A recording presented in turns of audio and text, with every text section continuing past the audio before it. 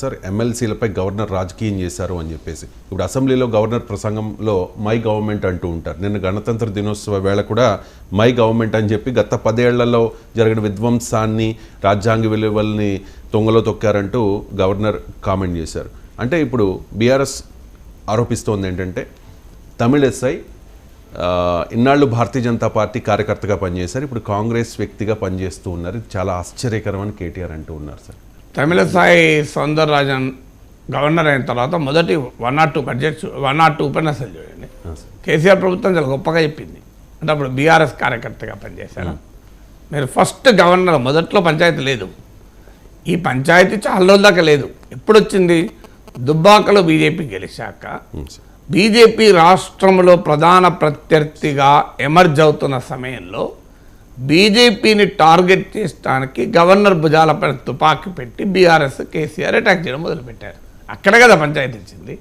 మీరు మొదట్లో మీరు కావాలంటే ఆమె స్పీచ్లన్నీ ఆన్లైన్లో దొరుకుతాయి. డే 1 ఆ స్పీచ్ చూడండి, అలాంటి ఏమీ లేదు. చాలా కేసీఆర్ ప్రభుత్వం మై గవర్నమెంట్ అంటూ కేసీఆర్ ప్రభుత్వాన్ని కూడా పోయిన సందర్భాలు ఉన్నాయి. మరి అప్పుడు బీఆర్ఎస్ కార్యకర్తగా పనిచేశారా? సో అందువల్ల రాజకీయంగా మనము గవర్నర్ లాంటి ఒక రాజ్యాంగబద్ధమైన వ్యవస్థను విమర్శించేటప్పుడు మనకు ప్రాతిపదిక ఉండాలి. సో ఎప్పుడు బీఆర్ఎస్కు బీజేపీకి బాగా సంబంధాలు చెడాయి. హుజూరాబాద్ నియోజకవర్గ ఎన్నికల సమయంలో ఈటల రాజేందర్ను ఓడించడానికి కేసీఆర్ భూమి ఆకాశాలు ఏకం చేశాడు. మూవింగ్ హెవెన్ అండ్ ఎర్త్ అంటారు ఇంగ్లీష్లో, ఇడియం. సో అప్పుడు ఎట్టి పరిస్థితుల్లో రాజేందర్ను ఓడించడానికి రాజేందర్ పైన కాంగ్రెస్ అభ్యర్థిగా పోటీ చేసి ఓడిపోయిన కౌశిక్ రెడ్డి పార్టీలో చేర్చుకుంటే పార్టీకి రాజేందర్ను ఓడించవచ్చు, కాంగ్రెస్ ఓటింగ్ తన వైపు తిరుగుతుంది అనే ఒక వ్యూహంలో కౌశిక్ రెడ్డిని తీసుకున్నారు. తీసుకున్నప్పుడు ఆయనకు ఒక పునరావాసం కల్పించాలి కనుక అప్పుడు ఇమీడియట్గా గవర్నర్ నామినేటెడ్ కోటానే ఉంది కనుక దాన్ని రికమెండ్ చేశారు. అక్కడ ఆమె అడ్డుపడ్డారు. అది అడ్డుపడడం కరెక్టా కాదో చర్చించవచ్చు, ఎందుకంటే ఆయన కూడా క్రికెట్ నేపథ్యం ఉంది, క్రీడా నేపథ్యం ఉంది. ఇప్పుడు కౌశిక్ రెడ్డిని కాదని మసూదన్ అజార్ని అవునండడంలో కూడా ఔచిత్యమేం లేదు ఏం చెప్పాలంటే. సో ఆయన రాజకీయ నేపథ్యం ఉంది, ఇద్దరు రాజకీయ నేపథ్యం ఉంది. సో కౌశిక్ రెడ్డిని కాదనడం బీజేపీ ప్రయోజనాల కొరకే చేశారు, ఎందుకంటే హుజూరాబాద్లో కౌశిక్ రెడ్డి ఉపయోగపడతాడు కదా అని. సో అందువల్ల ఆ రోజు కౌశిక్ రెడ్డి నామినేట్ చేయడము రాజకీయమే. బహుశా ఆపడం వెనకాల కూడా రాజకీయ కోణాన్ని మనం కొట్టిపారేయలేము. సో అక్కడ మొదలైన పంచాయతీ తప్ప అంతకుముందు తమిళ సాహిత్యం ఎక్కడ పంచాయతీ ఉంది కేసీఆర్కు? ఆ మాట కలిస్తే మోడీతో పంచాయతీ ఎక్కడుంది నాకు చెప్పండి. గజ్వేల్లో మిషన్ భగీరథ ప్రారంభం ఎవరు చేశారు? నరేంద్ర మోడీ చేయలేదా? మెట్రో, హైదరాబాద్ మెట్రో ఎవరు ప్రారంభించారు? నరేంద్ర మోడీ చేయలేదా? అదేదో బీఆర్ఎస్తో డే 1 నుంచి సైద్ధాంతికంగా బీజేపీ పట్ల వ్యతిరేకంగా ఉన్నట్టు మాట్లాడితే ఎట్లా? మేము అందరం చూడలేదు ఈ పరిణామాలన్నీ. అందువల్ల అయినా బీజేపీ రాజకీయ నేపథ్యం అందరికీ తెలుసు. తమిళసాయికి ఆమె తమిళనాడు మాజీ ముఖ్యమంత్రి. సో ఆ వివాదంలో రాష్ట్ర గవర్నరు అనుచితమైన వ్యాఖ్యలు అనేకసార్లు చేశారు. నేను చాలా సందర్భాల్లో మాట్లాడాను కూడా. అసలు ఈ బడ్జెట్ను సమావేశాలను పిలవకపోతే ఏమో ఊరు నుంచి మొదలుకొని బిల్లుల్ని చాలా కాలం తన దగ్గర ఉంచుకోవడము, ఇలాంటి రాజ్యాంగ స్ఫూర్తికి భిన్నమైన పనులు గవర్నర్ చాలా చేశారు. ఎందుకంటే ఆఖరికి ఆనాటి కేసీఆర్ ప్రభుత్వం సుప్రీంకోర్టు కూడా పోల్సి వచ్చింది. కానీ అదే సమయంలో గవర్నర్ పట్ల రాష్ట్ర ప్రభుత్వం తక్కువేం చేయలే. చివరకు ప్రోటోకాల్ కూడా డినై చేసి గవర్నర్ భద్రాచలం వెళ్తే, యాదాద్రి వెళ్తే కలెక్టర్, ఎస్పీలు కూడా రాలేదు, ఈవో రాలేదండి. ఆశ్చర్యం ఏంటంటే ఇది న్యాయమా చెప్పండి? ఇప్పుడు రాజకీయపరమైన వ్యక్తిగతపరమైన అంశాలు ఏమున్నా certain protocols have to be maintain.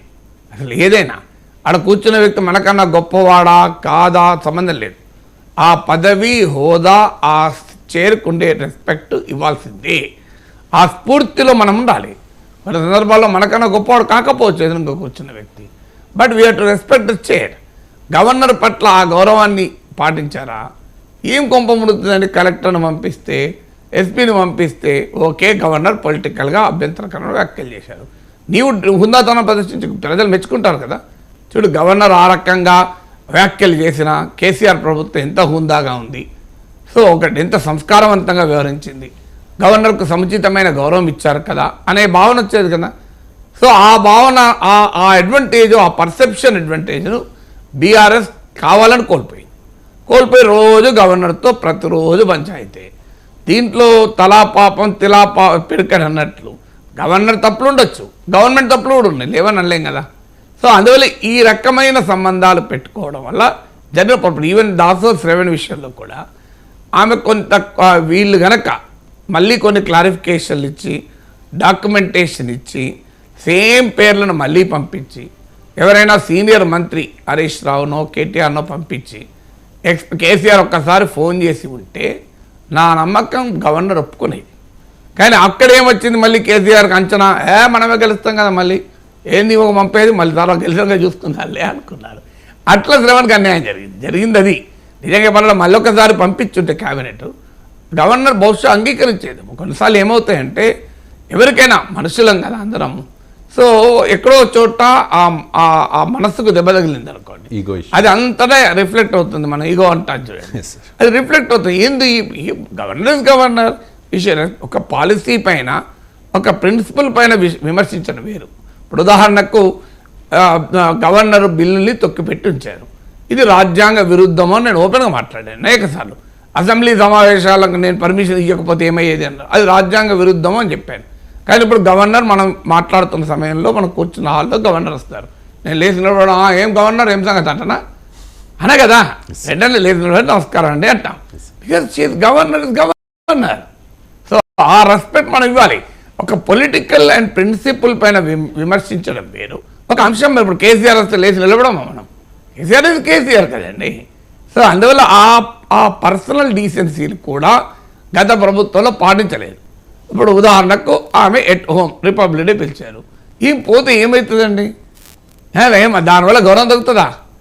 అయినా గవర్నర్తో పంచాయతీ ఏంటంటే పంచాయతీ మోడీతో పెట్టుకోవాలి, కానీ మోడీతో పెట్టుకోవాల్సిన పంచాయతీ గవర్నర్తో పెట్టుకుంటే రాజకీయంగా బీఆర్ఎస్ కలిసి వస్తుందా?